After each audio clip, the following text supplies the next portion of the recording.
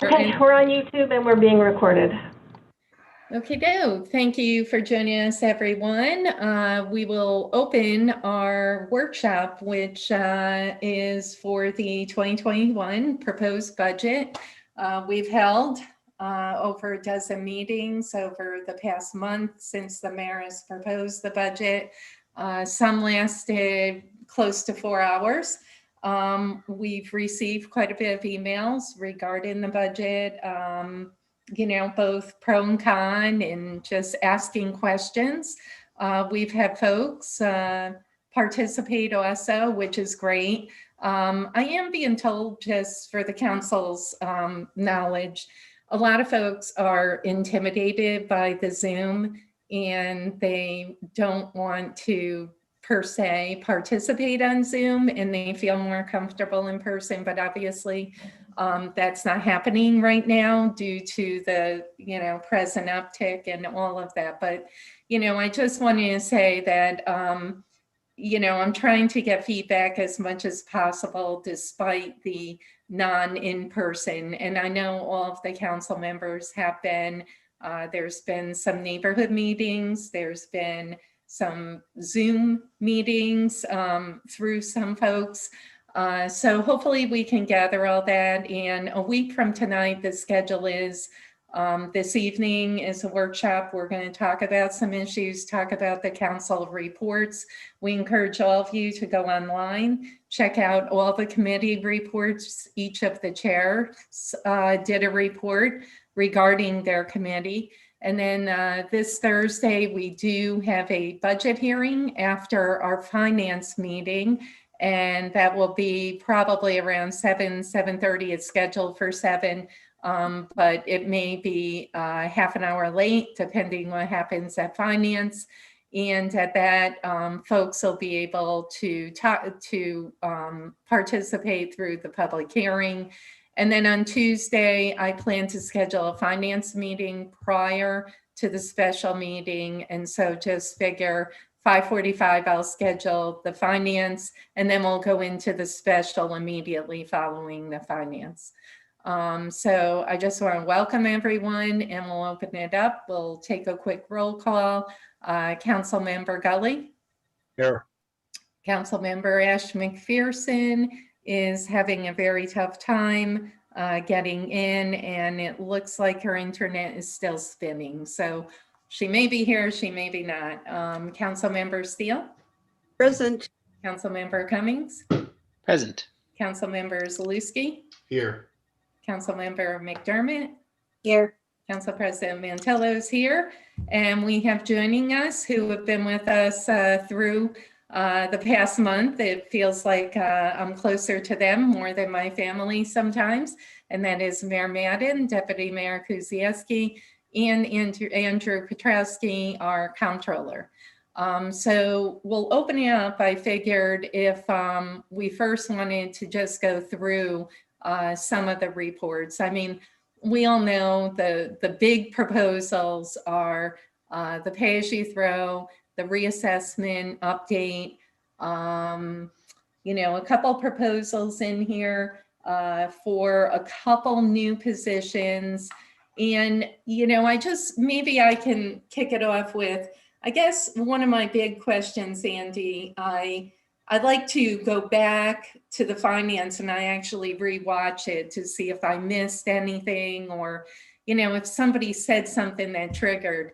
And actually, Councilmember Cummings asked a question regarding COVID and regarding the budget. And I totally get, and I put in the report that, nothing is carried over, et cetera. I guess, my kind of big overall question that I didn't ask in finance that I'd like to ask tonight is some of those positions which are, put in the budget to fill for the upcoming year, and some of them need to be filled. So, I don't want to pick on a particular department or not, but some we may continue to be able to not fill. It doesn't look like we'll be opening City Hall in the very near future. I mean, maybe something changes in February or March. I don't know. Who knows under these, real uncharted waters. So I guess, my question is, should we maybe have more of a, first quarter COVID budget, considering we may not be getting those revenues? And I really want to preface this. We've worked really well together, all of us, over the last 7 months when COVID started, to really put in place emergencies, cut back on certain departments and cut back on expenditures. I think we've done really well. We did do the RANs, obviously, and we're all hoping for federal aid. That doesn't seem to be happening real soon. So I guess with just an overarching, question, and anyone can dovetail my question if you'd like, should we maybe go into that first quarter, thinking that our revenues are going to take a dramatic hit in that first quarter, et cetera? So I'll open it up, to whoever would like to respond, Andy or the mayor, and we'll take it from there. I think this is my personal feeling on this, is there's a big difference between 21 and 20, where, and I'm just going to use state aid. State aid is the biggest example of it. Right. State aid, we didn't, obviously a year ago right now, we didn't know about the 20% reduction. We've accounted for a 10% reduction in the 21 budget. And I use that as an example to pull it even farther back and look at the budget as a whole and say 21's budget does account for COVID. Every revenue line was looked at with considering the impact of the pandemic, right? Because the way I do the revenues is I look at 3-year averages and 5-year averages. The 6-month total of 2020 is included in all that analysis work. So I think January 1, in a lot of ways, is a reset that we can now have a budget that does account for COVID. But I won't disagree with the fact that it could be worse than what I projected. But I'll be honest, it doesn't get much worse than March, April, and May when you start looking at other data points. That's all been accounted for. And then in regards to the personnel piece, where it was able to be occurred, hirings were deferred. And that is why you see in some of the departments significant salary savings. Yeah. And I know you said that we didn't want to talk about specific positions, but just one, for example, the new position in personnel has a deferred hiring date until April 1st. Yeah. Is there a benefit of having that position able to be hired on January 1st? There most certainly is. Why April 1st was decided was that's the date that the city has to implement their pandemic response plan, and that person would be responsible for oversight of that plan. So all of the new positions have already taken into account, can they be deferred hiring? And if yes, how long can we defer them until they're absolutely needed in the budget? Yeah, one of the ones that struck me, Andy, on that note was, for instance, in parks, I was going through every page earlier today, and we're proposing, they weren't filled this year, and that's 3 laborers. And we're proposing, well, the budget is, I should say, to fill them in 2021. I didn't see a savings on that page. So I think, that one potentially maybe we should look at if, the folks aren't going, I'm not sure. I don't know what is intended for those, 3 laborers. But, if we aren't in and we are to have to suspend certain things, whatever, I'm not sure, about those. And obviously it's going to depend on the department. So that kind of popped out at me, that one, but. Council President, Yep, Councilmember Cummings. just to clarify, were all three of those vacant throughout the year or just when the budget was compiled? I have them, it's on page, I know, it just popped out at me today. I'm looking at the vacancy list from, and there's actually 4 laborers vacant right now. And Yeah, obviously we this proposed to add yeah. one. This has Honestly. 3, and it's on page 135, and the current salary is 0. The position was there in 2020, but was not filled. Yeah. And Well, so Andy, when it says current salary is 0, that just means when you compiled the budget, no one was in that position, right? Correct. There are currently, That doesn't mean we didn't have them I throughout would the year. use, I mean, the most recent vacancy list is going to tell you where we are to date. And with maybe vacancies. the deputy mayor can speak to operationally, did we have significant vacancies throughout the year? We didn't have significant ones. There were 2 laborers assigned that we added. Remember last year we added the 2 laborers for specific to the NIC, and then to help with the management of the NIC and the Knickerbocker Park as a whole. That was part of the agreement that we have with the association.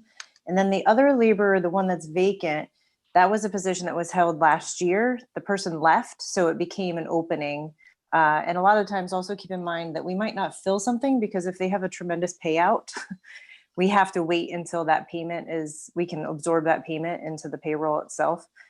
So I believe they're going to fill that one as well too. So the November city council agenda's vacancy list had 3, which is the total that Monica just referenced. right. Yep. Okay, so that was, just an overall question, and listen, I'm hoping that, a vaccine comes soon and we're not going to be in this shutdown, but I think it's going to be a while. Council President? Yeah. So I think it's also, you have to kind of be realistic, and you guys will be. We're not going to hire this individual January 1st, right? So we just have to make sure that we're still going to be able to canvass. We'll probably look at what's out there in December, but the reality of it is, probably later on. And so you'll see some salary savings. We'll be able to experience some of that. But it is certainly something that we want to, as March rolls around and the seasons start to change, this is where we're going to really want to make sure we have that staff in hand. And they do also help with snow removal and stuff like that throughout the year as well, too. Okay. We can go into reports if no one wanted to continue on that mode. Okay. All right. Is there anything in particular that folks wanted to talk about? I'll open it up to council members regarding anything in the budget. Obviously, the big big question and proposal is the pay-as-you-throw. And I know many of us have been hearing from various folks and, on both sides. And I'm not sure how folks are feeling about that and if they have additional questions, and I'll open it up to council members.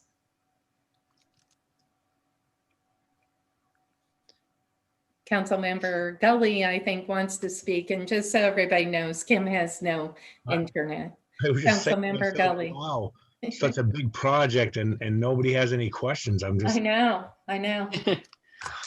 I've got some statements, but I think I know. everyone's So, read them. I really want to aim this with you. I know you sent the email out and we looked at that.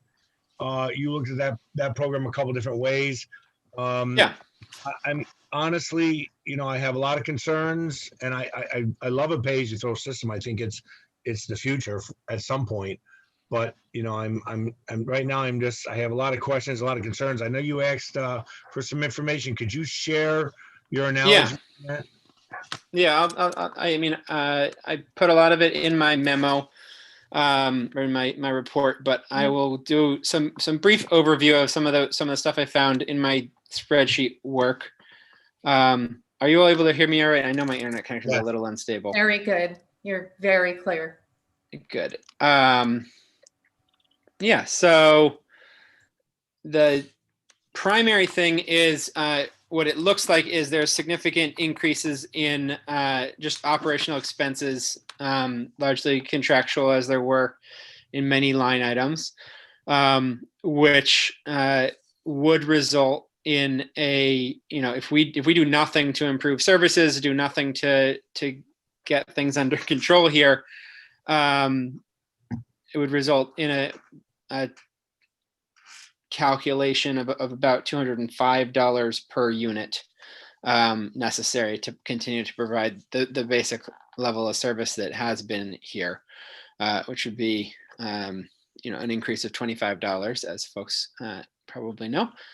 Can you hold that thought, Councilmember Cummings? I mean, I know that Andy put that in response to your memo.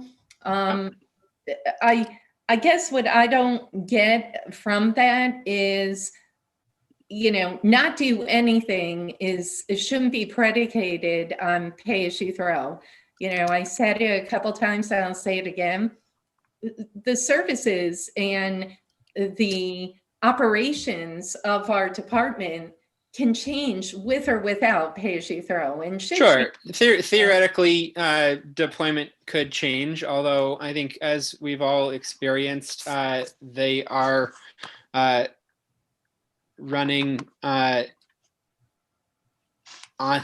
pretty low, running all out. I don't know where you anticipate finding the extra time to increase services if it's not in dramatically reducing the need for pickup through reducing volume as proposed under this system.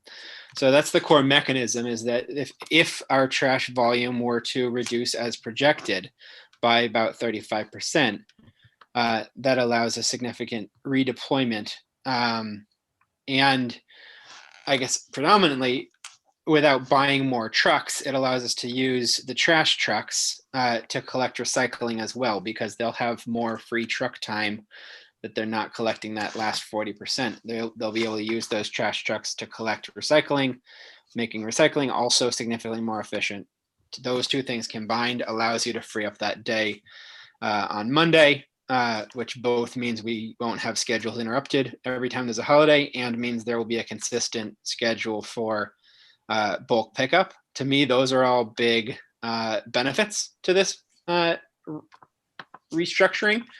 I think there are absolutely some significant costs and significant risks to residents, which I tried to recognize in the report. But I think that'll be the question of whether or not those costs, whether or not those benefits are worth the potential risks. I think, from my perspective, we've seen a lot of frustrated residents across the last year with how long it takes to get bulk pickup, how long it takes to get leaf pickup, things like that. And I think it is very important that we strategically change how we do that. And I don't really see another way to do that without dramatically increasing staff. You'll note in my memo, I did ask what it would cost to add staff and provide that level of service while still picking up the full volume of trash. And it was significant. It was, obviously it was a very rough number. We'd have to do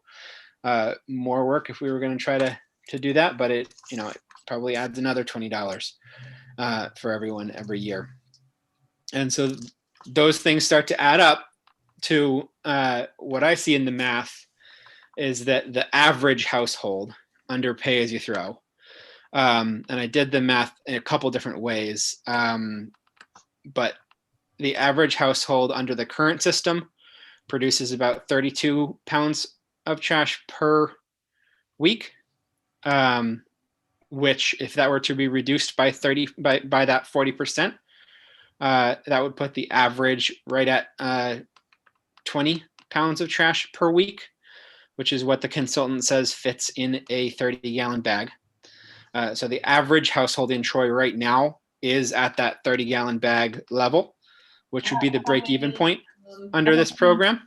How many folks are you looking at, Councilmember Cummings, for the average household? So there are, actually, that's a good point. I counted only the number of households that pay the fee. There are, in fact, slightly more than that produce garbage. So if you divide the total amount of garbage, which is I think around 15 tons, 15,000 tons per year. I don't have the calculations right in front of me. Let me pull them up. And how many people in the household? I mean, what's your average household? Is So it this is, four? so I'm talking average household. So the average house, so there are, right now this year, we produce about 14,000 tons per year. You divide that by the almost 17,000 units, and you get each household generates about 0.83 tons, which is 1,662 pounds. Divide that by weeks, and you get just under 32 pounds per household. Now, of course, if there's a household with more residents, they're going to be above average. If there's a household with less residents, I mean, so there are certainly some households with more residents that are managing their trash well and that are not producing more. But basically, the math is that the average household produces about 1 30-gallon bag per week, were they to be sorting, recycling as projected. That overall cost per year for that household is just under 295, just under $200. You can then, I've been adding in a savings. I think it's fair to say a good quality 30-gallon bag is worth 30 cents in itself. And so that average household technically would save about $2.70 over the year. So the average household breaks even, but that's sort of the point, is that the average household stays paying about what they are. Households who are producing less than average are no longer subsidizing households who are producing more than average. So that's the general design of the program. Just for reference, the average household that produces just one 13-gallon kitchen trash bag per week would save $24 under this program every year. And then any household that did a backyard composting or some other even garbage disposal, if folks find other ways of getting rid of their food waste, which is about 15 to 25% of waste. I calculated that would save the average household about $25 in addition every year. So this creates an incentive for folks to do that. Council President. Yep, I do want to just add, Councilmember Ash McPherson has joined us. She has internet. Hey, can we hear your voice? Councilmember? She has laryngitis. Councilmember Gully. Hey, Anasha, I understand your numbers.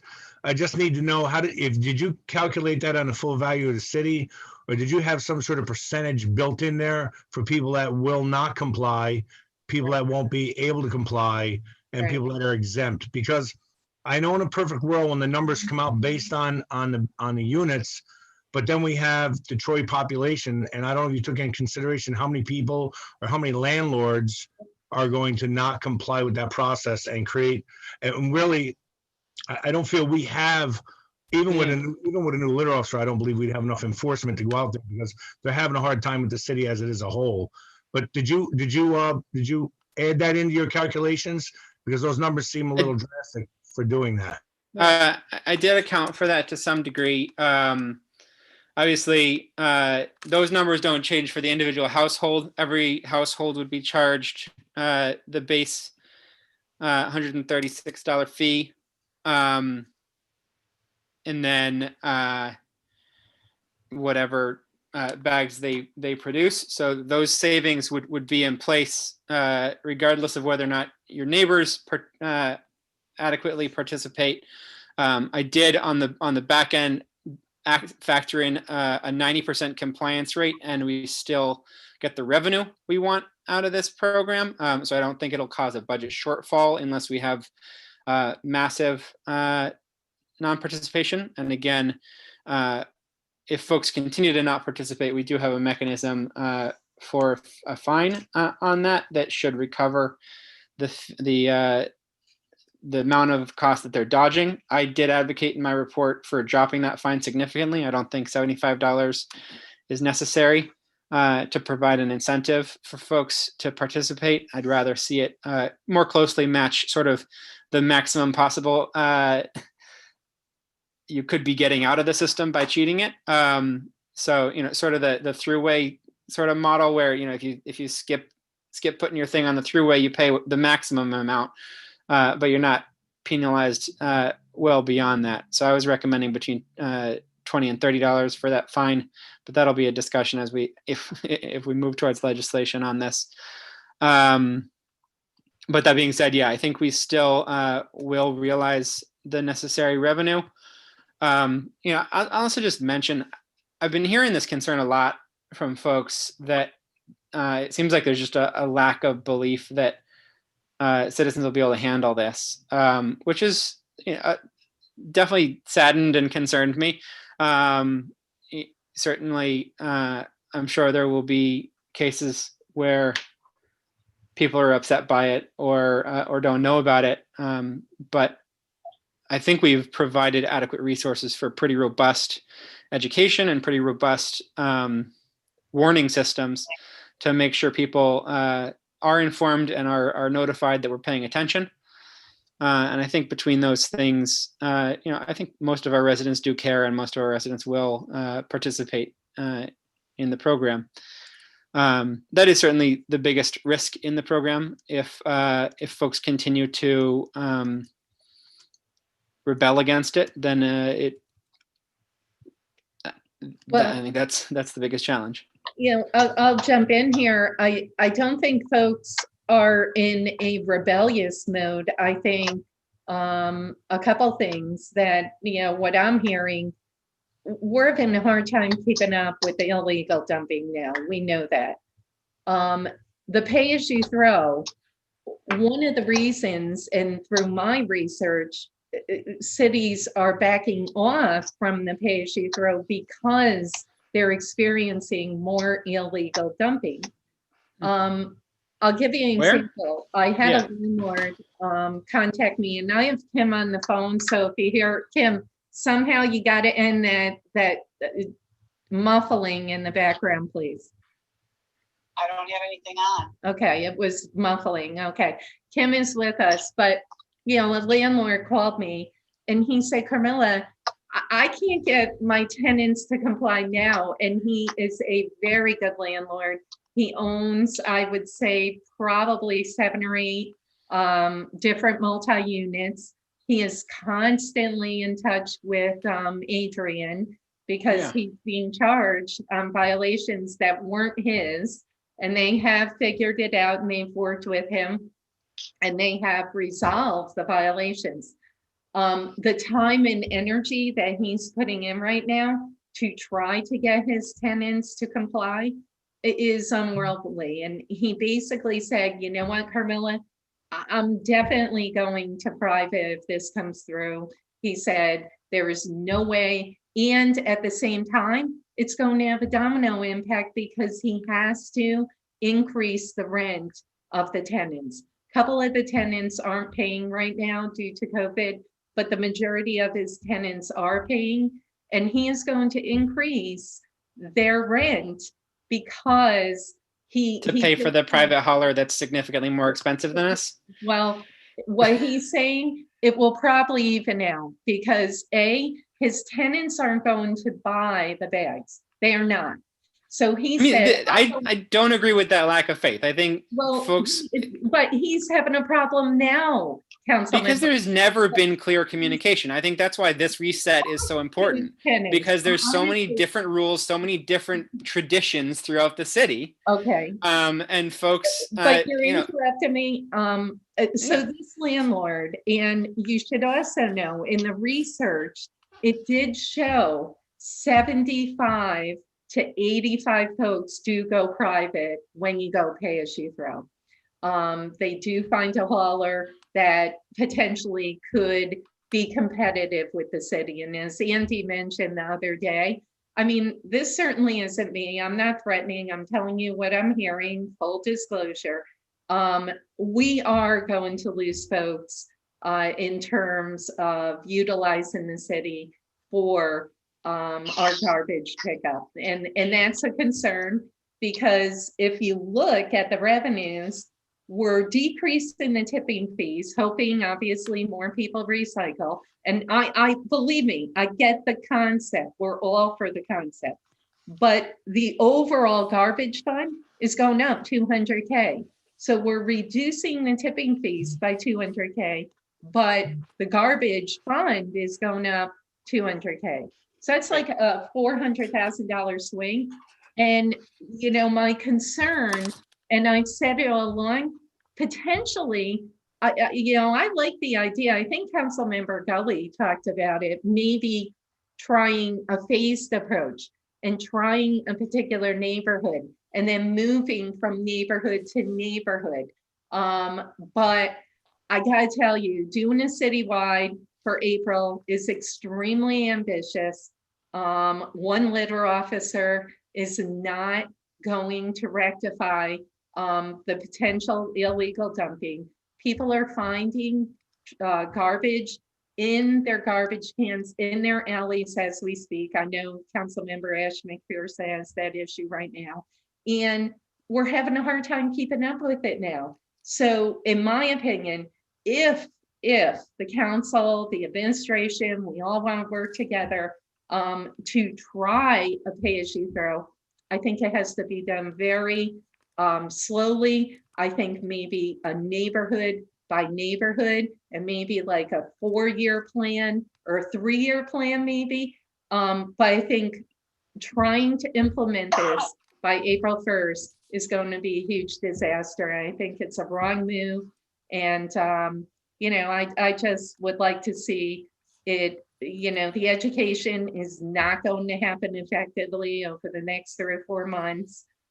There's only so many neighborhood meetings. Not everyone's even meeting. I mean, the idea that education around this happens at neighborhood groups, it happens through broad public communication. The vast majority of residents don't come to the neighborhood groups. The neighborhood groups will already know. They already do know. It's a piece of the communication to the vast majority of other people, which will happen through mailings and will happen through a warning system that is has been rolled out in many other cities before successfully in way less time than this. The fact that we have 3 months, I think, gives it that's what gives it a decent chance at success. I mean, that being said, you know, I don't know when. Can I chime in? President. Sure. Who is that? You, Councilmember Ash McPherson? Yeah. Can Okay. you hear me? Yep. Go ahead. Can you hear me? Can everyone hear? You know, I don't know how having the whole city and probably never get implemented. Okay. Councilmember Ash McPherson is on the phone. Go ahead. Hi, can everybody hear me? Yep. I'm having a really hard time trying to get in online. It keeps on saying unresponsive. And I apologize for coming in so late and missing a lot of this conversation. So if I'm repeating anything, I do apologize. It's fine. I just want to add here that this pay-as-you-throw, I don't feel that we as a city are ready for this. We have a lot of issues now with the garbage, and we cannot get tenants and homeowners to comply to putting covers or even putting their garbage bags in garbage cans. And I don't see charging people, now we're going to charge you for the bags and it's going to help them to recycle. I just think it's not going to do it if we can't get them to put their garbage in a can as it is. This is going to cause more hardship on tenants. It's going to cause more hardship on homeowners. We're going to find people are going to drop out of the garbage here in the city, and they're going to go private, and then we're going to have issues, as the deputy mayor said before. Well, they can't use the garbage services for bulk pickup, which to me is illegal. You can't say that. Either use our system or you can't use that. These are homeowners. These are taxpayers. They have every right for these services, and they have every right to opt out of this. This is just like your mega coming along saying, oh, if they don't want it, they can opt out of it. And Nasha, and I understand what you're trying to do, and you're a very strong advocate for many people that can't afford homes and evictions and everything else. And you were up against charging a $20 check return fee because you felt people couldn't afford that. But you're okay saying people can afford these garbage bags when you and I both know well they can't afford them. There's a lot that's going on right now, and if we can just kind of put the brakes on this a little bit and say, hey, let's see how we can really make this work for the city, because what's coming out there right now, in my opinion, and from the phone calls and the emails that I've received, people do not want this, and they're not going to be able to do this. No, agreed. I think the core question for us as council members is how do we design the system that will work the best for everybody? And if folks don't think this is it, that's fine. I disagree with you strongly. You mentioned we can't get people to put trash in trash cans. I think that's one of the big benefits of this program. We standardize how everyone's trash is supposed to look. It makes it very easy to roll down the street and tell who is complying and who is not, who understands how it's supposed to work and who is not. It allows us to target that education in a much more effective way. It also, the bags are higher quality. They're better sealed. They don't tear open. They're not going to end up with the same litter all over the city that we end up with now. It is this wholesale redesign that I think is our only shot at getting those concerns, those real concerns that you bring up, under control. I think the idea that we tell the administration, no, rather than changing anything, we're going to keep cutting your resources and asking you to fix systemic problems without any resources to do so. I just don't see that happening. I think that's the importance of this program, is that it gives them the resources that are needed to fix the real and systemic problems you bring up. As for the issues around equity, I agree entirely. Councilmember Ashton McPherson, a question. Councilmember Cummings. Go ahead, Councilmember. Who are you saying fixing the resources to?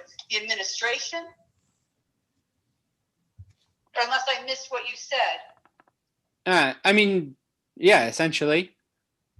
So the administration, they're going to be driving down. And the other thing too is this is also taking police and putting police out there more for get more garbage calls as well, which is something that they no. really can't do. No? I don't know where, but okay. They answer the dumping calls, Council President. Yeah, Councilmember Gully, they have been answering many dumping calls. Go ahead, Councilmember Gully. I want to go back to the beginning of Nasha. First off, that 10% non-following, was that exempt people that already exempt from the program? Or are you just going by households that are paying, or did you blanket everybody in your analysis?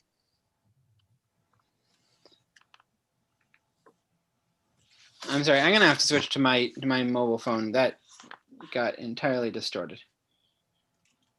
We can hear you perfectly. Excuse me. I wish I Can could you get tell me on. how many households in the city under the current garbage plan are exempt? What percentage are exempt from paying? I'm gonna kick that over to Andy. I think it's maybe 1,000. I just need a second. I'll pull it up based off of the 2020 billing. There's two different exemptions. One is the enhanced star that reduces the fees or eliminates the fees. I know what they are. I just need the numbers. Well, my point is that the other one being the 2-unit buildings that are vacant. Those are just, I mean, in an instance, those are buildings that we don't collect from. They don't produce garbage. They're exempt, but they're essentially non-existent for the program. But what I'm saying, they were not part of the 10% that you felt would not be in compliance with the program. So No, yeah, I didn't include them at all in any of my calculations. Any of our numbers have the exemptions already taken out. I understand. I just want to say that I think 10% is a very light number.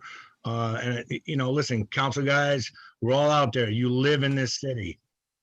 Be realistic with yourself tonight and think if you think 10% is the real number.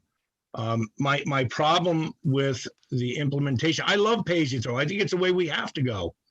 But I think that the implementation is coming on too strong when we haven't even capitalized on fixing our sanitation problem now. We have garbage all over. Our streets are dirty. This is how we do that. Excuse me, I have the floor. I have the floor now. So you make your turn. All right, listen, the reality here is that I don't think that number's right.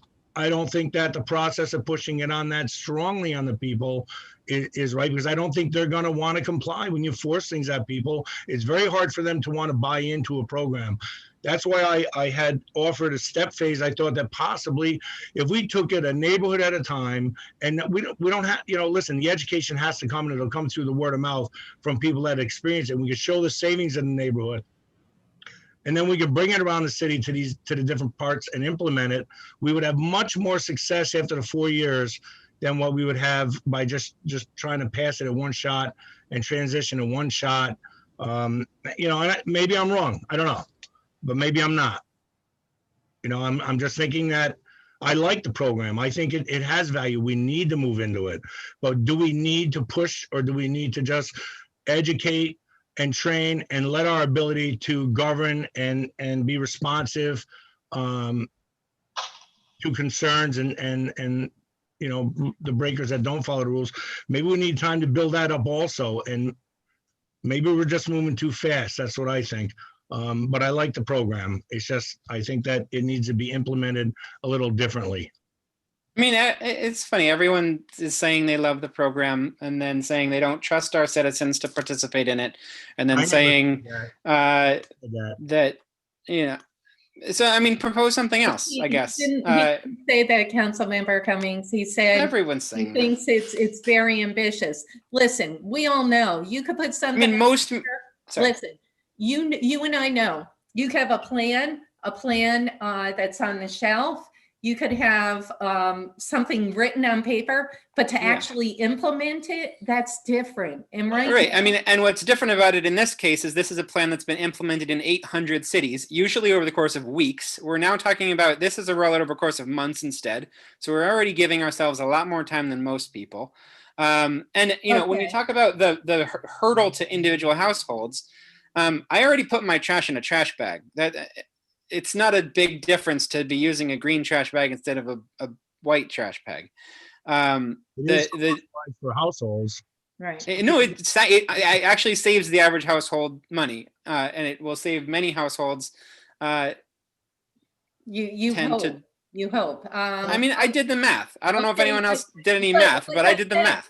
But Councilmember Cummings, that's the math. I get it. But if people aren't practicing it, if people aren't complying, if people aren't sold on your math, they're not going to comply. They're not going to do it. It's not going to be successful. What Councilmember Gully is saying, what I'm saying, what Councilmember Ash McPherson, I don't know anyone else. We haven't heard from the other three, but you know, we feel strongly if this is to work, you have to figure out a way how to implement it where folks are going to work as a partner to implement it. We're not sold on the money right now. I gotta tell you what I've been reading, and I've been doing a lot of research too. Here's something, this is a couple of communities. A lot of elderly people couldn't afford the extra money.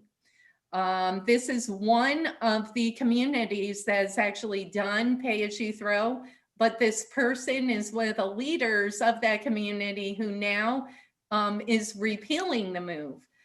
What I'm finding in the 90s, early 2000s, pay as you throw was like the big game in town. Let's recycle more, et cetera, et cetera. We all get it. Now, a lot of communities are steering away from it because they didn't take into account not just the illegal dumping, but they're finding that people are dumping in neighboring communities to get rid of their garbage, to avoid just this whole fee, etc. So that was one. Where the trash ended up is subject to debate and speculation. Some of it was illegally dumped in the woods. Some was thrown in dumpsters and out of town places of employment. And some of it was burned in backyard fires.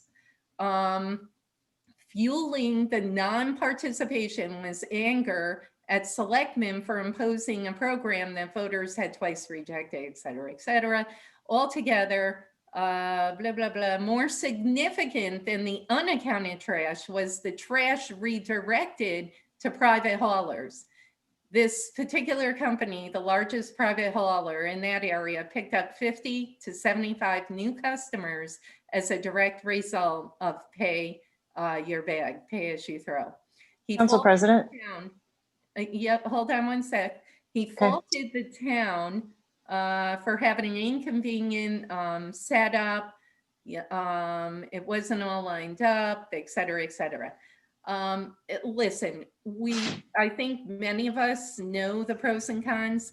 I did want to ask one question because a constituent just texted and he said, what about people that want to, to switch to Twin Bridges? He was quoted $20 per month for a 65-gallon container. And he's saying that's cheaper than our plan. So, I'm just throwing it out there. I think Councilmember Gully, I liked his idea. I thought about it. If maybe we did it in a phased approach, neighborhood by neighborhood, and actually was able to work hand in hand with that neighborhood to have a successful program. But I think the way that this is being proposed right now, I can't buy it with the illegal dumping. I don't buy the cost yet. And I gotta tell you, I was a little insulted also that to develop the program, we also want to hire an assistant for the recycling specialist. I do not like that proposal either. So all in all, I'm not happy with it. We could ask the administration to maybe do a phased-in approach. But that's my feelings right now in terms of really trying to work with the neighborhoods one at a time and show a success story. So then the Joneses factor, wow, Osgood, they're doing great. Now let's move it to Little Italy. Let's move it into North Central. Let's go to Sickaway. Let's go to the East Side. Neighborhood by neighborhood, I think, is a better approach. But saying that, I can't buy it right now. Council President. Yes. Councilmember Ash McPherson. I just want to say, because I missed this too, you're talking about finding people that don't do, you want them to do this program, but you're going to say, okay, if you don't do this, we're going to fine you. Now you're going to have your tenants and you're going to have your homeowners that aren't going to be doing it and they're going to be getting fines. And they're not going to be paying those fines. Either your tenants aren't going to be paying them because the landlord's going to be stuck with those fines. So we're trying to get people to abide by code and do things properly now, and we're not enforcing those. I don't understand how you think they're going to be able to enforce making them use these bags. I just don't understand the logic of it right now. And at the time that we're in, when people are losing their jobs, uncertainty of what else is going on, we want to throw more burden on the taxpayers. And that's something we can't do at this time. We really have to look out for our taxpayers.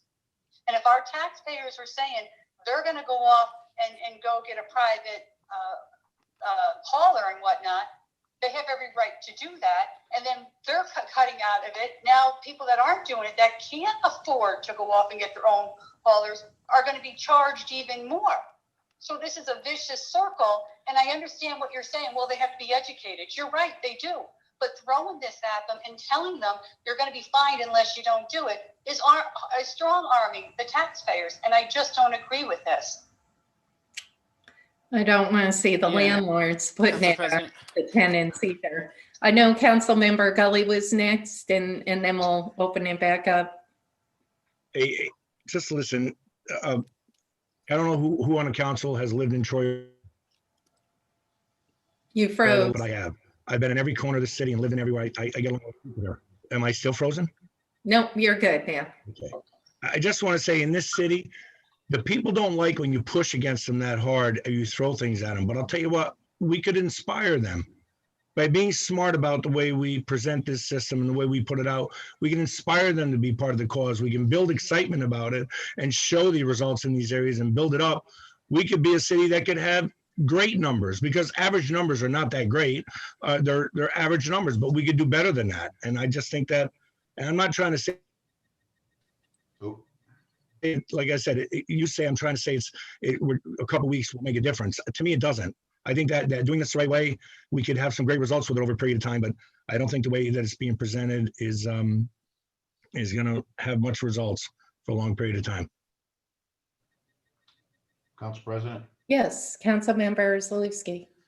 Okay, so first of all, this is a program that I have been looking forward to for a long, long time. We were talking about pay as you throw even back when on my previous stint on the council before Nasha was even involved. And, you know, I think from what I'm hearing, we all agree that it's the right way to go for municipal solid waste removal. That we all agree that we think it's more fair to charge residents based on the garbage that they produce versus having us all pay a flat fee and subsidize each other's garbage use. And look, I've been, you know, singing praises on pay as you throw because I've said this before. My household, there's 2 people in my household and we produce basically no garbage. If I roll a garbage bin out once every 3 weeks, and even then it's not full, it's got 1 bag in it. And yet we're putting out 2 recycle bins every week. So look, we're big recyclers here. I would personally, our household would stand to benefit from such a program. But I also don't think that my household is representative of the average household across the city of Troy. And I'll tell you that when I, posted to our East Side group, and Carmel, Council President, you're on the East Side group as well. So, we've got probably close to 2,000 neighbors on that group now. It's humongous. And, so I figured when we were going to have the presentation from Renee on Pay As You Throw, I'd post that so that people could join. And I was, honestly, I was expecting most of the residents to say, this is awesome. Like, we're going to save money. We're finally going to move to Pay As You Throw. We're going to do more recycling. This is wonderful. And unfortunately, I was met with one of the greatest resistances that I've ever encountered in my time on the city council.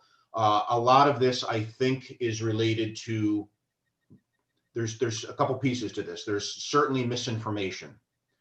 And I have tried my best to engage with residents and correct misinformation when it's presented.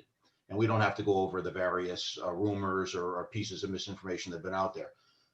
But there are also a lot of legitimate concerns that residents are posing. And I'm seeing those concerns not just from, the average person who's, Johnny complainer, who complains about everything, no matter what the city tries to do. You kind of have to throw those aside a little bit. But I'm talking about resistance from people that are generally amenable to change, that want to try new things, that are, that are willing to take a couple risks here and there. It's been very surprising to me to see the reaction that I've gotten in my neighborhood, and it's caused me to take pause. And I think I've made that clear to at least a few of my colleagues here. But it's also something that we want to do. I don't know if the current proposed implementation plan is the best way to do it. I've thought about it. I've done my own research. I know that there's three main ways to accomplish this. One is through stickers or tags on the bags. Another is through specific bags that you use, which is what we're proposing. And then another would be using bins, coded bins that are then registered when you dump the trash. I think the bin idea is better because then you don't worry about purchasing bags. You just put your garbage out as you normally would, and when it's dumped, you're registered as a dump, and the city tracks that and would bill you accordingly. So that's something that I'd like to pursue, possibly if we can't, if this particular program doesn't move forward. Both Carmela and Jim, or maybe Kim, were talking about phased rollouts. I also actually think a phased rollout approach might be the best way to do this. There are certainly neighborhoods that I represent that will embrace this more readily than other neighborhoods, and maybe we could try it. And then once we can show a successful rollout in one area of the city, I think it would go like dominoes. We would get it, throughout the city. But I am hesitating. I have to be honest. I'm really hesitating about rolling this out right now.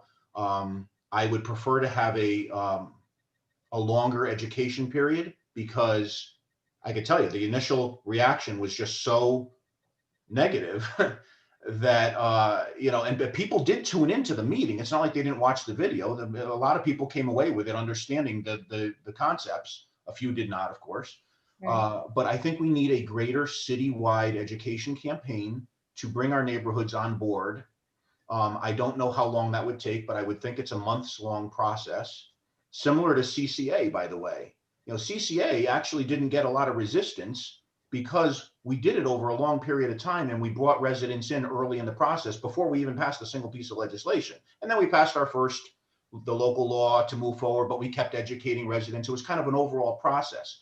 This is like it was presented in the budget a few weeks ago, and now we have to vote on it, in another week. And it's really tough to educate the public, to engage and bring everyone on board all at the same time. It's just a tough sell, and During so a pandemic. it's giving me pause, and I definitely want to keep the conversation going, because if we all agree that we want to do this, then we've got to find a way to make it happen.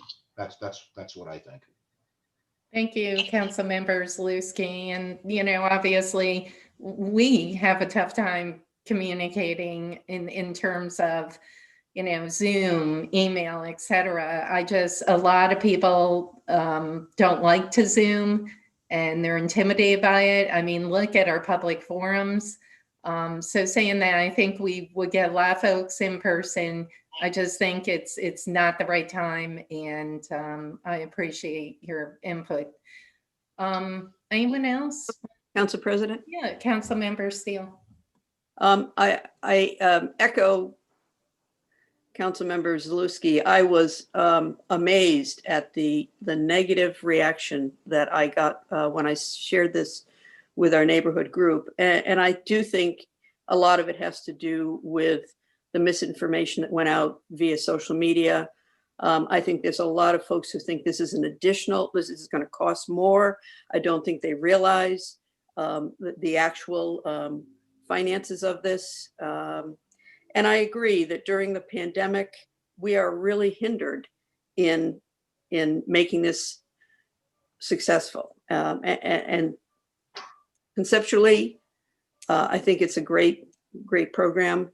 But again, the folks that I heard from were from neighborhoods that I think would be very successful with this. So I really would like the opportunity and the time to meet with them and to kind of dispel some of this negativity to make the program successful. And rather than push forward and fight that negativity, if we could take a pause and implement down the road. And I just don't think the April timetable is realistic, because much of that we're going to still be in the pandemic. So I'm unfortunately not going to be able to support this at this time. Thank you, Councilmember Steele. Since we're talking about it, I guess, Andy, in terms of your chart, we need to, whoever's watching this now, to tell folks, I mean, I had thought, the pay-as-you-throw, obviously, the proposal was to decrease from that 180. Saying that, I think that's very, very, very debatable. For the council, what we need to know now is what dollar amount do we need to come up with? Because obviously the budget is predicated on the pay-as-you-throw. But like I said, the overall fund of the garbage fund is going up by 200, and then the tipping fees are going down 200. So just mathematically, because I don't want to see our taxpayers, our homeowners, and our tenants have to go over that 180. And I am going to work very, very hard over the next few days to find some money in the budget to ensure that that stays at 180 and not this 205 that I'm seeing, or 210, which I knew nothing about. And I also want to say on that note, we need to challenge our public works department, and I feel very, very strongly about this. And I'm going to go on, my little Canal Corporation days. We have folks in the laborers, welders, you name it. And the thing I heard all the time, anytime I wanted to change something, was, well, Carmilla, we've been doing that for 30, 40 years. Or Carmilla, this is the way we've always done it. We don't need a pay-as-you-throw to shake up our system right now. We can shake up Public Works, and we can challenge them. We have some very, very good employees in Public Works, and we can challenge them to have a better system. There were some good ideas thrown out with the pay-as-you-throw in terms of trying to be more efficient, trying to get to folks' house better for bulk pickup. I'm not always under the influence that you need more people or you need more dollars. I am under, and we did it at Canal, where you challenge Better, less trash. to come up with a plan to stay within that budget and do more with less. And I know we can. So saying that, I don't think if the pay-as-you-throw goes down, number one, that we just throw out streamlining our services and making them more efficient. We need to, and we have to. And number two, what's the number that we need to ensure that folks are still at that 180 and it's not going to go up a penny?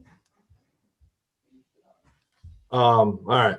So the starting point for all of this, I'm going to make it sound really simple, but I'm going to be honest, it's not simple.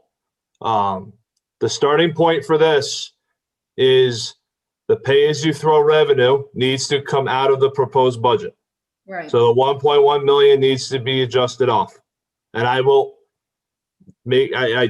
send a memo tomorrow recommending that is done, because the impression I have, given comments from 5 council members tonight, that they are not in favor of pay-as-you-throw. So I will send that tomorrow. Step 2, the tipping fees have got to be amended up back to reflect, at a minimum, the original budget for 2020. I would say the original. So those are the first 2 amendments. That takes you over 205. The 205 per unit that was referenced in the email to Councilmember Cummings, which was then done again to substantiate, includes other reductions across the board. So I don't want the council to think that the 1.1 and the tip fees gets you to 205. It's over 205. And then to get it down was a review of things like, I'll give you a simple one. Interest and penalties now should be adjusted up, and I will include that in the memo as well. But from there, and I do want to note one other thing. Amendments to the general fund will not fix the garbage fund. The reductions have to be made in the garbage fund. So reducing an account in A dot blank will not solve the issue in the garbage fund. And I know Councilmember Cummings is going to push back at me when I say this, but this is the way it's currently set up. The general fund pays for the cost of Department CL 8170. That's it. That's municipal pickup. That is what the general fund pays for. So please do not make amendments to the general fund thinking that it fixes the garbage fund. They are two entirely separate entities. Other amendments that the council wants to make. But hold on, Andy. I guess my question is, so we were providing this service at 180 last year for $4.339 million. The new pay-as-you-throw increased it by 200. Why are you, what I don't get is why can't we provide that 180 for 4.3 million as last year? And this is why I was opposed from with the garbage fee from day one, because you're itemizing everything by the penny and you're putting it on the taxpayers, and they were not paying for this service prior. So now we're up to 4.3 for Council garbage. President, they were paying for that in their taxes. In their We taxes, separated but it their out taxes as far didn't come down. as the fee goes. But my point is, and I'll say it again, their taxes never came down. They were paying for the garbage under the same tax bill. So now they have the same tax bill, they get a garbage fee on top of it. We all know. So I'm not going to go back, okay? But why can't that 4.3, what is happening with the garbage? Our tipping fees did not go up. Why is it costing more to provide people garbage for $20 more, where it started at 40 something, 160, 180. Now we're talking 205, 210. I don't get it. Why? So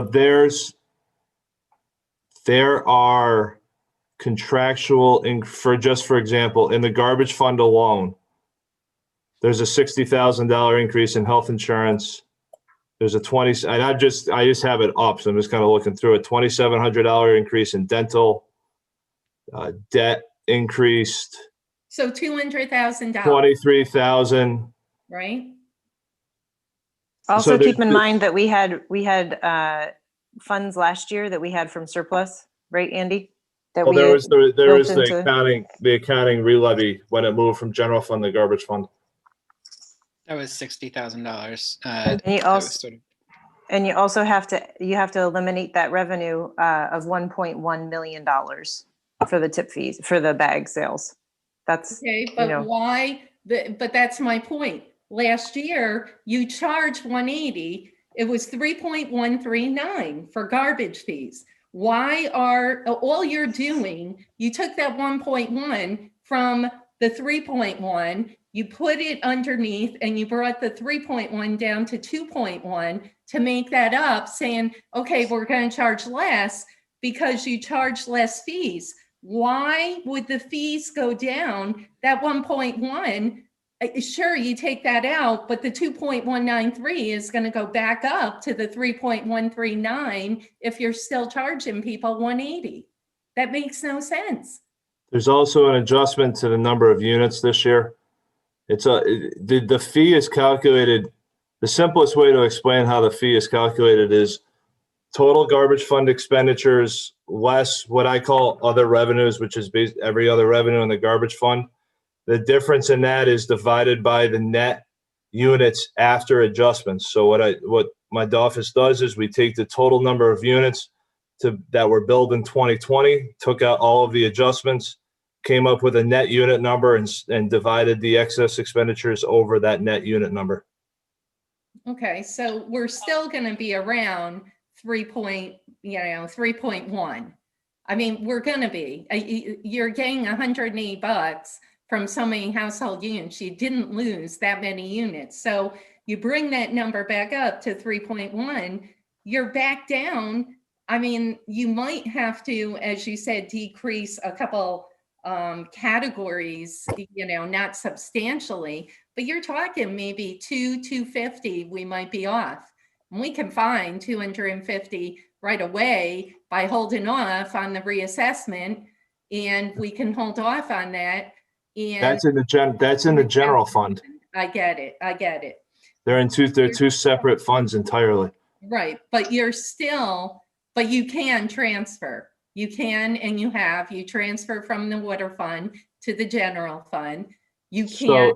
So the New York State law allows you to transfer current year water surplus from the water fund to the general fund. I have never in my experience working from the city seen any law that allows you to do that.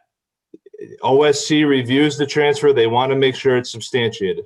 Okay. I mean, it's the council amendments. If the council wants to transfer from the general to the garbage fund, that's your prerogative. I mean, I'm just telling you what my opinion on it. We're in a workshop. That's why I'm asking you. Yeah, my opinion is that garbage revenues need to pay for garbage expenditures. Okay. The general fund should not subsidize the garbage fund. Okay, so back to my original question, how much are we off?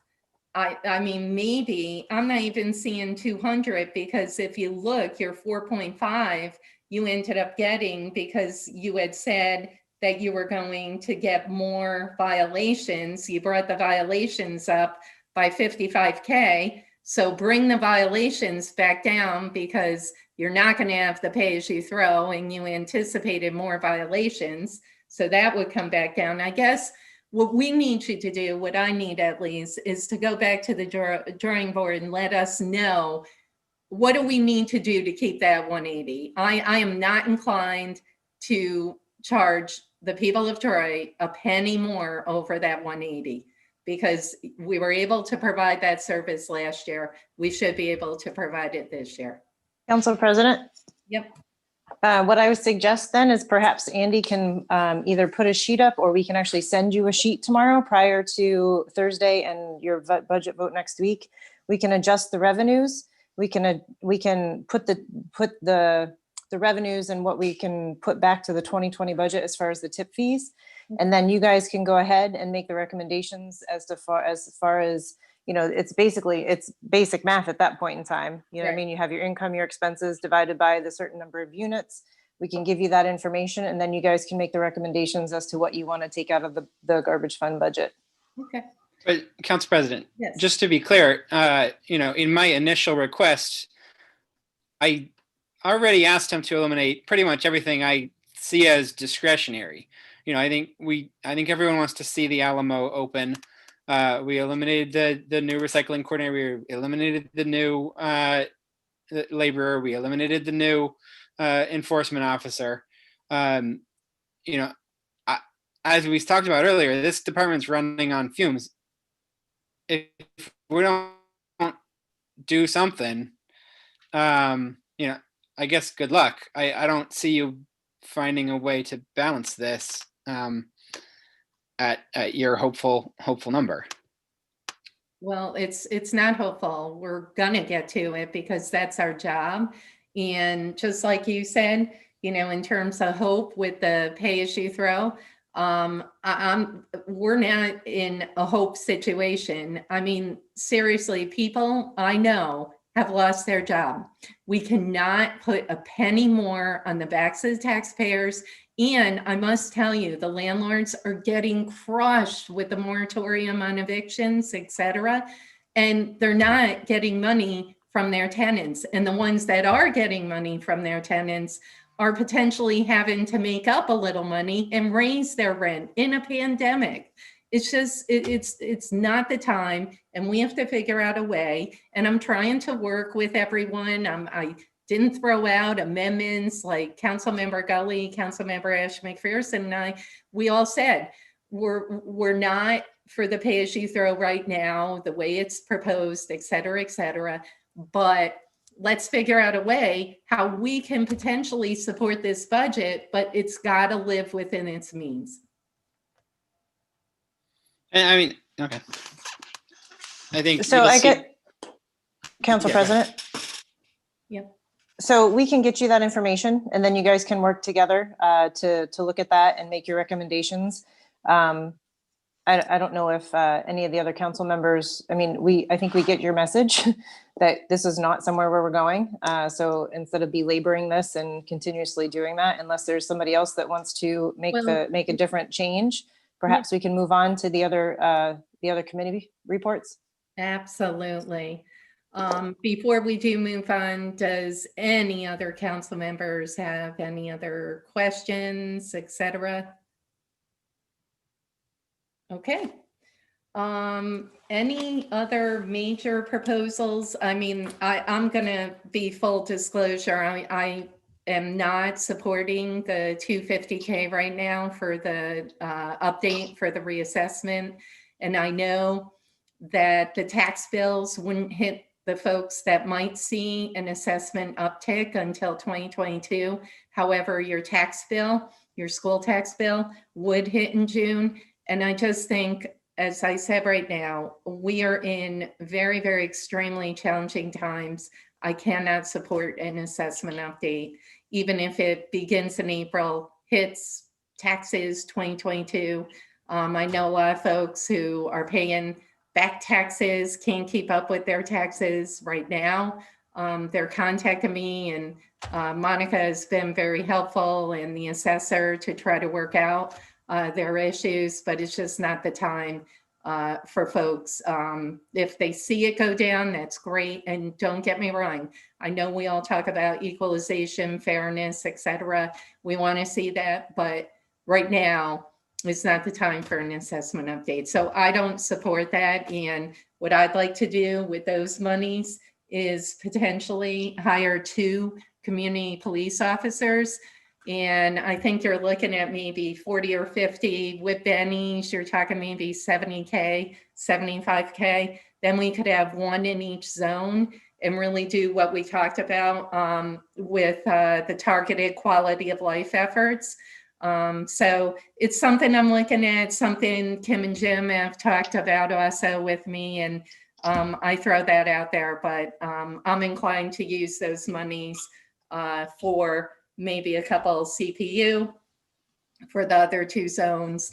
Or if we can't do that, we can bring down the 1.69. But I'm not in favor of the 250K right now for that. Council President, just Yep. clarification on the 2 police officers. Yep. Since the assessment is essentially just a one-time bill, is that something then we would just absorb the 2 officers into the 2022 budget? Yes. Yep. Okay, thank you. Yep. I just wanted to make sure everybody realized that assessment was just a Yes. one-time expense. Yep. Council President. Yep. And then I heard Council Member Ash McPherson faintly. Yes, Council Member Zalewski.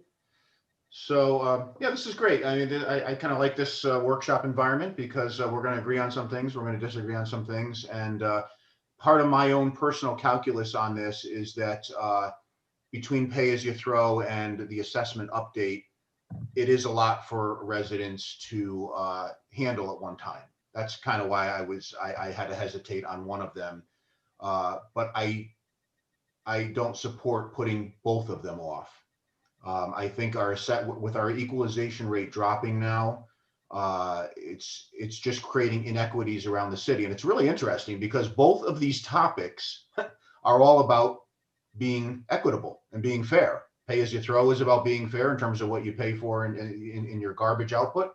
And an assessment update is about being fair with your taxes and your valuation.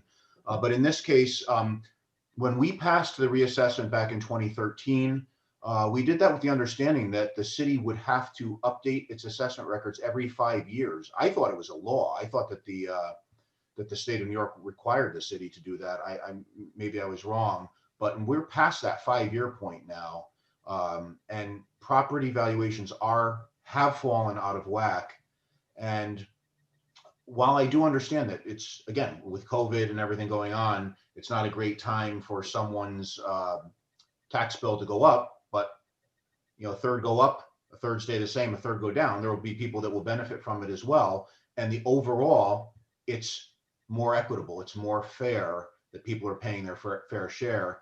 Also, I will say that if you recall, I sent in that that analysis of recent property sales between the East Side neighborhood, South Troy, and downtown, where downtown and South Troy properties were selling far above, in some cases, hundreds of thousands of dollars above their assessed value. I'm guessing that those folks that bought those properties should be expecting a reassessment at some point, that their assessment is going to go up because they were paying far above the assessed value. I think it's great, first of all, that certain areas of the city are seeing this interest in properties. That's wonderful for property values. But of course, when your property value goes up, your assessment goes up.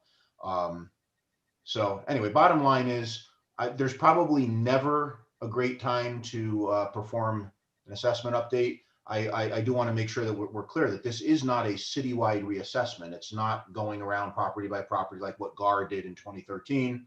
This is just an area by area analysis of sales data versus assessment data, and then correcting it. I have to support this. So in this case, this is something where we'll disagree on, which is fine. Sure. But I think this needs to happen. It's always a tough pill to swallow, but I don't want to go. It's very easy to delay assessment updates year after year because it's never convenient, but we should have done it a couple of years ago. Again, following that every 5-year process of keeping the records updated. I don't want to fall that far out of whack with property valuation. So I'm fine with them moving it forward at this time. Okay. Thank you. Councilmember Ash McPherson, and then we'll open it up. And listen, I don't mind. We can agree to disagree. It's very healthy. Councilmember Ash McPherson. My first question is going to be to Councilman Zaluski.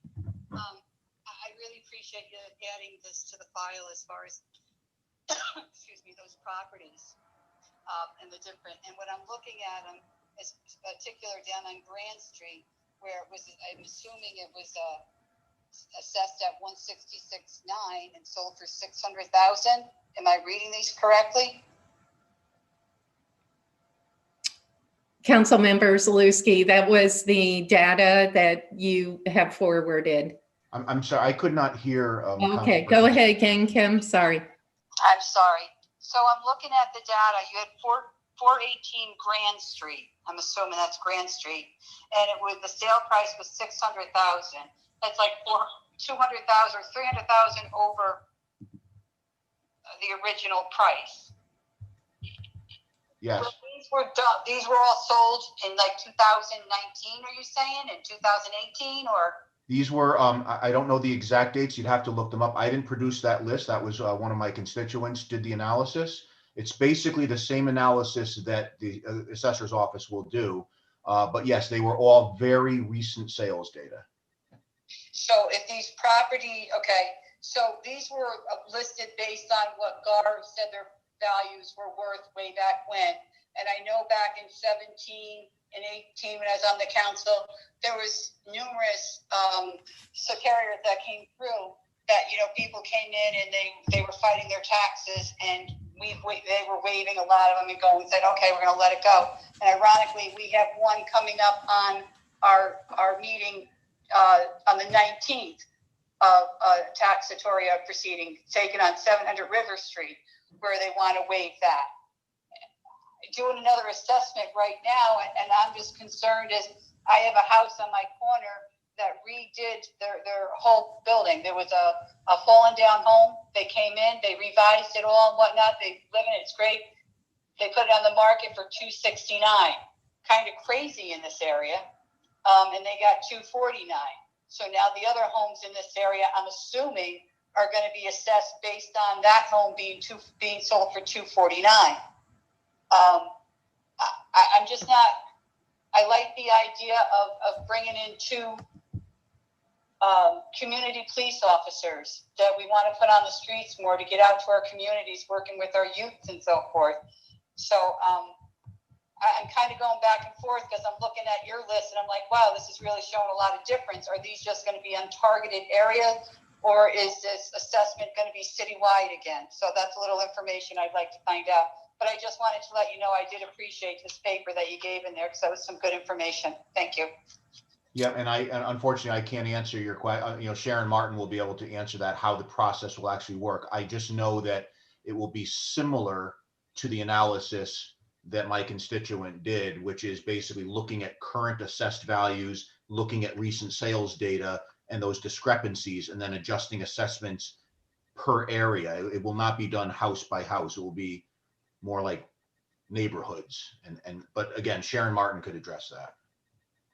Is Sharon on? No, she's not, Kim, but she did provide a 1.5 pager on, I'm not sure if you saw it in the I did read reports. it. I did read it, but Yeah. I like to ask the question. Yep, give her a call tomorrow. I think it'd be a good idea. And, my feelings on it, as I said, it does have to get done.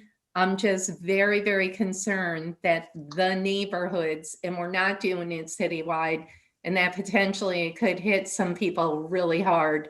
And I just, we put it off a year. I don't think it's going to, be crushing. Councilmember Gully, were you trying to chime in? I was, thank you. Yep. Hey, Andy, let me ask you this. With the assessment, I don't know, I think you'll have this number.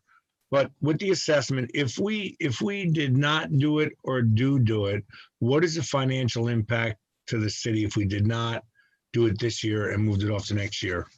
How does it benefit or hurt the city to do it this year or not do it this year?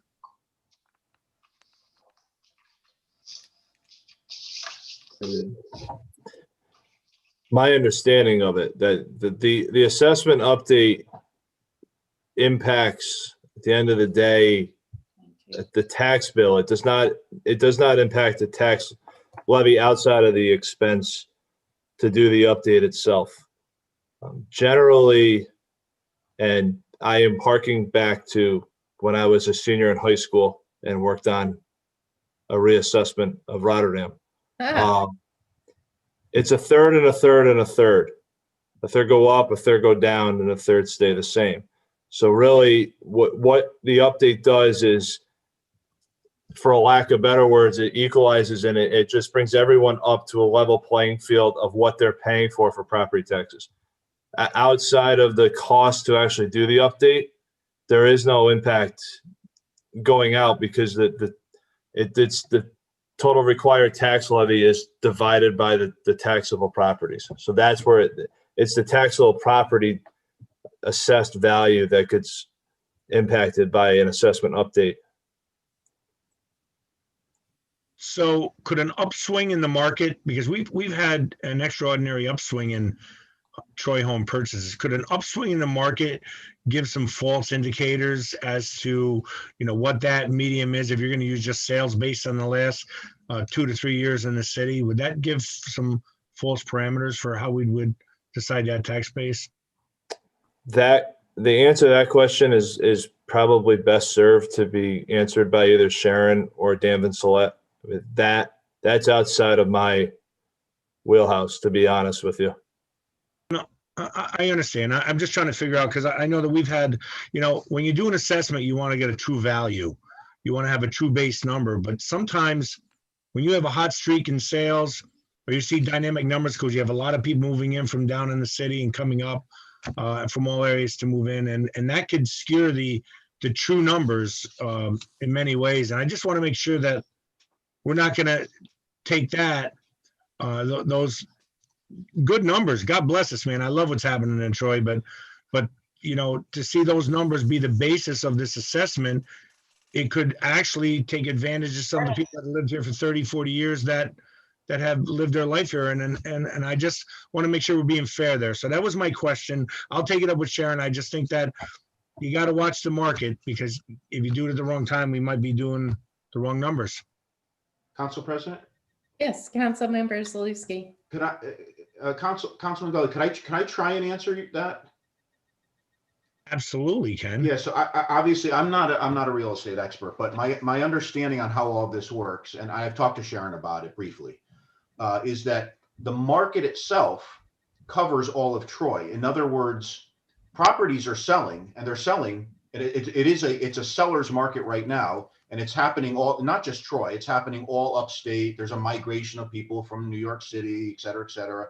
But the issue is not like the hot market versus a seller's market versus a buyer's market. It's a, yes, right now it is a seller's market, but it's a seller's market across the city.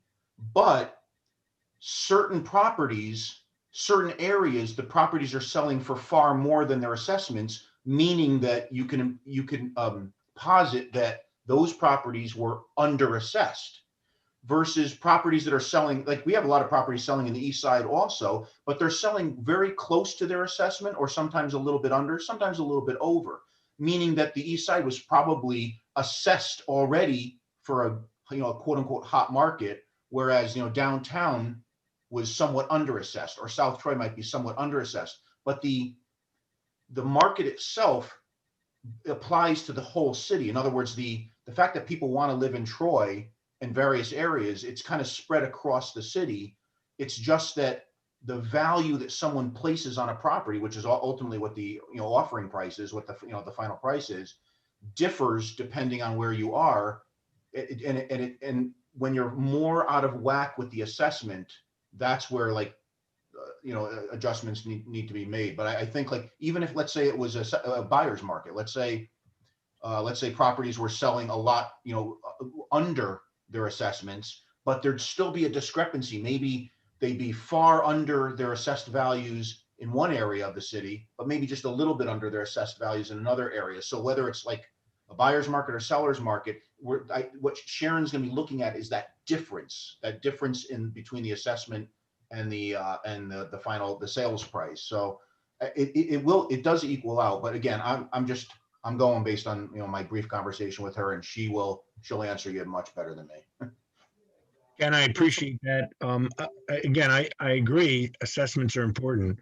I just want to make sure that we use a wide enough time span, so we're not just picking a hot market and sales of properties in a hot market, instead of broadening it out to a wider margin where we can see some different prices to get a true assessment. Because what we don't want to do is spend 2 years doing a group of certioraries again going forward for 2 years, because they're fighting us in court. So, and I don't think it'll get that bad. It's not going to get that drastic. But the reality is, I just want to make sure we do a fair process here. My second question, and this also for you, Ken, do you think, is there much harm to just letting everybody out there just get through this year and the beginning of next year before we do this assessment? Do you think it's much of a harm to not do it now and maybe push it off a little bit? You're asking me? Absolutely. Yeah. So that's harder for me to answer. I think if you were to ask Sharon, she would say that every year that we let go by without reassessing and with our equalization rate dropping is not good. I know we're in a period of time right now where there are folks that are struggling, but again, it is about fairness. So when is a good time to be fair? I'd say right now. Not during a pandemic. I say not right now, but that's where we're going to disagree. Yeah. I mean, I honestly can't answer. In other words, if you're asking, well, why don't we just delay it 1 year and do an assessment update in for 2022? I don't know how that would impact the city, other than I would guess that the equalization rate would drop some more, and that therefore our valuations go further out of whack, and we create more of a disparity across the city. Council President. I just wanted to give an example, because I know we're talking about Lansingburg and we're talking about Eastside, but that inequity of the home sales across the city is what, and I think Sharon actually alluded to that and actually mentioned that during her committee meeting. So for example, I just picked up a house, right? So it's 1 Washington Place. It's on Washington Park, which we all know is a beautiful area. It's high on the market right now. It's always enjoyed really great times, maybe not so much in the 70s and 80s, and it was tough. So back in 2013, I pulled up the assessment online, the Rensselaer County one. In 2013, it was sold. The price was $475,000. The current assessment on that property is $417,000. In 2019, on actually August 28th in 2019, the building was sold for $1.05 million. The assessment is still $417,000. So when you're talking about the inequities and the equalization across the neighborhoods and across the city, this property, of which, not that I ever say that, you know what I mean, like people, I keep saying people should pay their fair share. The person who has a investment property that has 6 apartments down the street from me, who's assessed less than I am, should not be that should not happen as a single family owner. You know what I mean? There's a difference in there. It's an investment property. He gets income off of that. I am not, and I have to pay for his garbage and then in turn also pay for his sheriff's taxes. So, but just that's where this is addressing those. So where there were sales a long time ago prior to the reassessment, and then it was reevaluated. And now we've seen a good, strong market over the past 10 years where it's actually brought the markets back up and the property values back up to previous times. And we need to make sure we just adjust for that. I just wanted to give you that as an example, that one property, because it was a significant increase. Yep, and I get that, and I'm not opposed per se to doing this, but I am right now for the mere fact, you know, that homeowner that you mentioned, Monica, I guarantee you to get his fair share, what he feels, he's going to dump it on the tenants. And that's my concern, is the domino impact. And I am concerned, you know, like Jim said earlier, it could hit some senior citizens pretty hard. And I know quite a few people, you know, who are struggling right now. You know, we see the lines at the food banks, and they're not, you know, I mean, they're everyday people, they're friends. I know a couple of people who lost their job. The pandemic money's going to run out. I just feel, like I said, I totally get what you're saying. I just feel it's just not the time. So just me. I mean, I'm not trying to sway anyone either way. I'm just fully disclosing my feelings.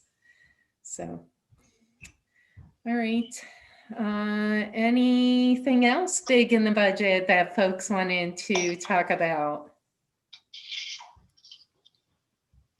Okay. The one thing before we break, I do know we did talk about that deferral. Andy, I did not, is it proposed in the budget, like spelled out? I didn't know where you would find that. And obviously I'm praying that we get federal funds, but who knows?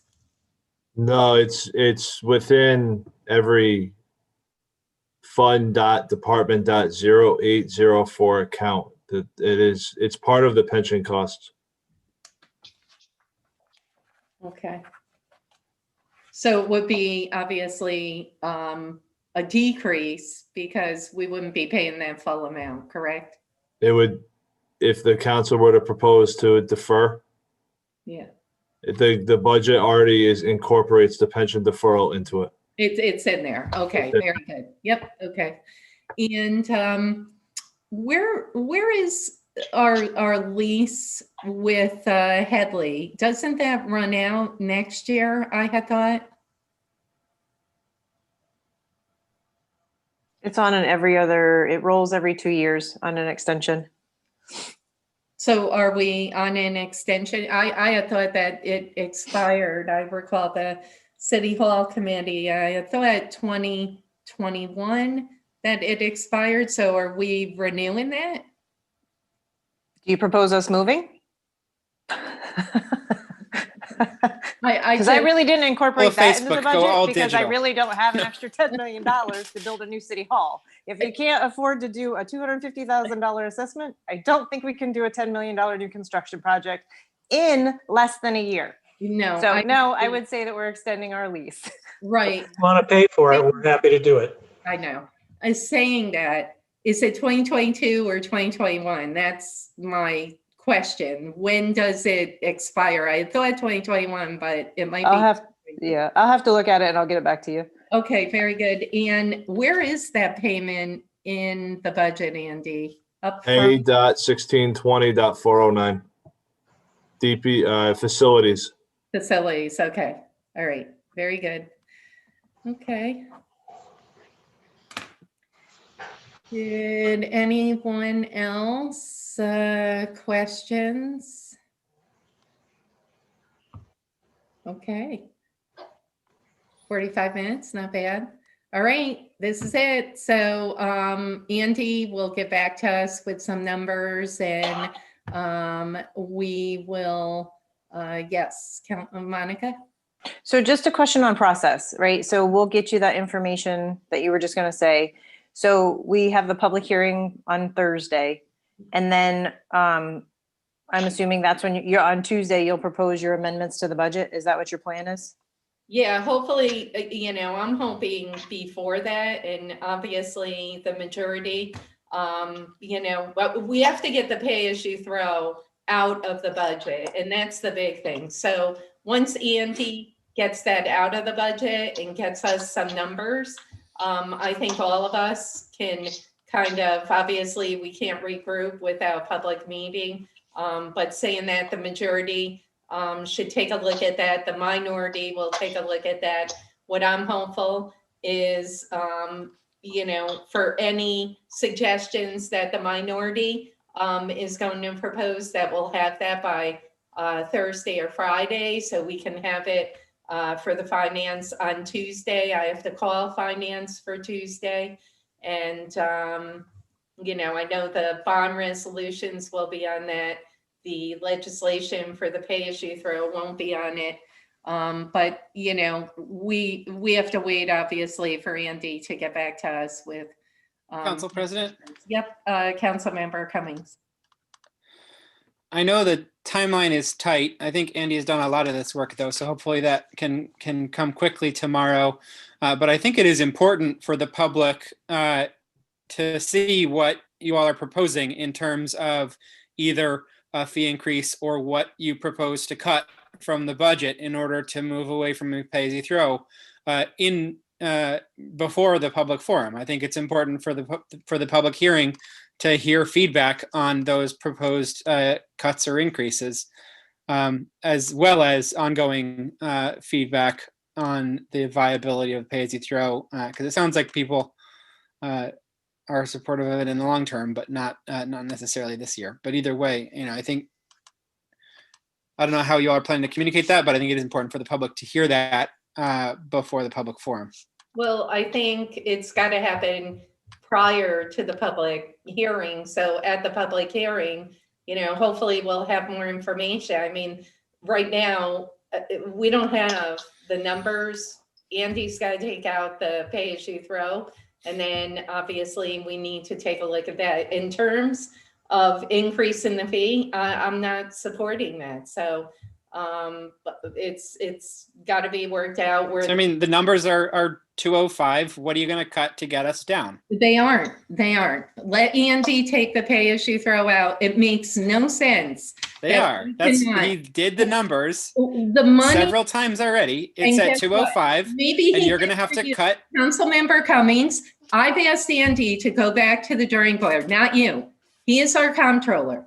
Let's have Andy go to the drawing board, take the pay as you throw out. We provided the service for 3.2 last year. Why can we not provide it for maybe the pension increase? Because last year we had $60,000 of random revenue that we don't have again. We got pension increases based on a strange calculation based on a bad timing. We've got contractual increases in salary. There's a tremendous amount of stuff that's just built in. Okay, well. So we will get you the adjustments. We'll get you the adjustments in the revenue, as well as the adjustments in the expenses that deal with the tipping fees. And then you guys can calculate what amendments you want out of that garbage fund budget. Great. Okay. Council President, Yes, Councilmember Gully. I tell you what, I like the workshop. It's been a great night, good views. I like the way we've interacted. Maybe we could take it a step further. Even, I know, Anasha, how negative you are on this, but reality is, why don't we just put our heads together and see what we can do? And whatever we can't do, we're not going to do. But why don't we all put an effort in trying to see what we can do and try to get this to whatever point we can that's the best for our taxpayers? Why can't we just work together just see what we can do. And if we can't come up with it, we can't. But if we can, hey, you know what? That's what teams of people do. Right. Yeah, I mean, great. I'm all there for it. That's the work I've been doing over the last couple of weeks, but I'm happy to work with you on it in the coming days. Awesome. Just a note, if I can, quick on process.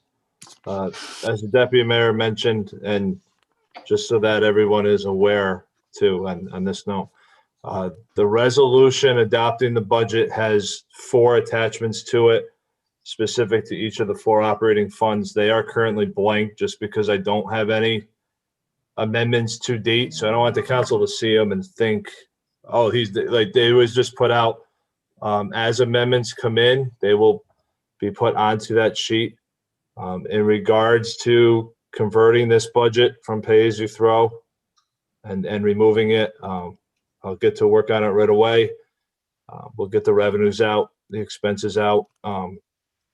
I'll send a Schedule A along with it. It will all be broken down so the council can see directly which line that it impacts. Thank you. Thank you, Andy. And what I'll do is, if we'd like, at the end of the finance, we can pick up our public discussion prior to the public hearing regarding the information that Andy gets us and, you know, what we can do together. Okay? Does that work? I would ask if possible, garbage is, I understand what you're saying about garbage. If there's any other amendments, please send them before the meeting on Tuesday night. Yes. I just do have a concern about doing it on Zoom. I think that part of it will be a little trickier than doing it in person. Yeah, the minority, we should be getting you ours, you know, by hopefully Friday, at the latest, okay? Or Thursday. So there's no changes in the recommendations that you already sent over? You're sending us additional ones to what's on there already been recommended? No, this is the actual like legislation for Tuesday. We haven't sent any legislation to date. Okay. Okay. All right. Any further discussion? Yeah, Council President, Yes, when Council. did you say you anticipate having your proposed amendments ready? Hoping actually we might be able, Councilmember Ash McPherson was under the weather, so we would have had them, you know, even in time for tonight, but saying that, for us, we just want to meet caucus and, you know, we'll have a few recommendations. I mean, a couple of them I talked about tonight. There might be a couple more, but yeah, we will hopefully have that to Andy and Rick, because I'd like Andy to do up the numbers, obviously, hopefully by Thursday. So, you know, we'll have them in the packet for Tuesday. Okay, Before Tuesday, obviously. thank you. Okay. Yeah, because definitely Andy's going to have to do some amendments to the existing legislation that just got sent to you, I believe. So we'll just need to make sure that all of that dials back to the same numbers and the appropriate numbers. And honestly, I apologize, because the reason I asked that question is because I thought with the commit, and just because of past practice with you, Council President, is just usually you put the recommendations and your suggestions in your memo. And that's why I asked that question. And you obviously didn't do that this year. So that's okay. Yeah. I'm just trying to save Andy some time right before Thanksgiving. And that's obviously not going to happen. Yeah, and just so you know, ideally, a perfect world that would have happened. It just wasn't able to. We were supposed to meet, and unfortunately, it got canceled. So. Yep, understood. But that's okay. It's just in the charter. Yep, it's actually not in the chat. We can recommend right up until Tuesday, Monica. Kim, Yes. go sorry. ahead. Sorry, I just want to say that because I couldn't do anything on the budget with you, we tried. So that is my fault in this area, and I apologize for that. But I'm on the amend. You are on the mend, and we're happy to have you on the mend. And on that note, if you look at prior years, there have been recommendations done on the floor at the budget meeting, at the finance meeting, and prior. So saying that we can propose at any time, it just needs the appropriate votes. Yeah, Council President? Yes, council members Lucy, but that's Yes, not my intent, just for the record. That's Yes, no, not I my know, I intent. know. Yeah, and I just want to say, I've certainly been through budget processes where, you know, a caucus, typically the majority caucus, waits until the last second and then throws a bunch of stuff out at the end. I don't find that to be overly productive. You know, I prefer to, you know, if you have suggestions, I think we should all, you know, have some time to look at them and consider them, because I'll speak for myself at least, but I think I can speak for our caucus that we will take all suggestions seriously, and we do want to all work together on this and make sure that we pass a fiscally sound budget. And the same thing, you know, we will, you know, we'll get out our suggested changes to you so that you can consider it. You know, I really don't want to just like strong arm amendments at the end just because, you know, oh, we're the majority or whatever. I mean, the budget's too important to politicize it. And I think, as evidenced by tonight's discussion, which I think it was great, you know, we need to work together and ultimately pass a positive budget for the city. Right, and you're in the majority, so I would hope you wouldn't strong arm us.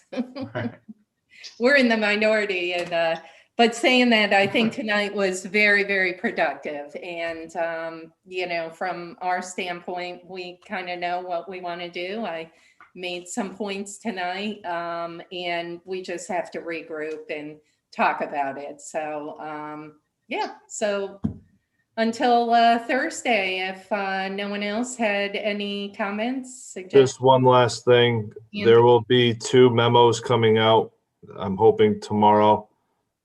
They include the cost projections for all the bond resolutions that are going to be presented on the meeting next Tuesday. There will be a memo specifically related to the Siemens project that analyzes all 3 phases. And then there's the second memo will just be the parks, the golf course, and the water debt. So it's 2 separate things, just so the council's aware. So if the agenda comes out before the memos, that analysis is coming.